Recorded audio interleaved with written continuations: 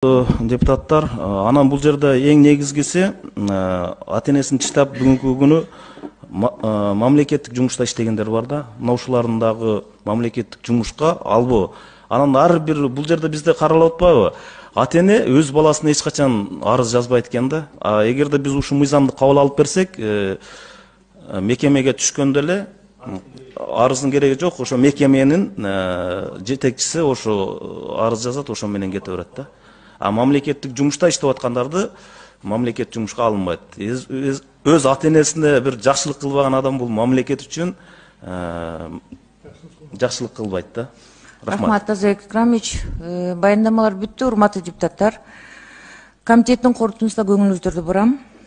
Кыргыз Республикасынын айрым мыйзам актыларына, Кыргыз Республикасынын кылмыш жана жаза кодексине жана үй бүлө кодексине, мамлекеттик жарандык кызмат жана муниципалдык кызмат жөнүндө Кыргыз Республикасынын мыйзамына өзгөртүүлөр киргизүү жөнүндө Кыргыз Республикасынын мыйзам долбоорунун концепциясын жактырабыз.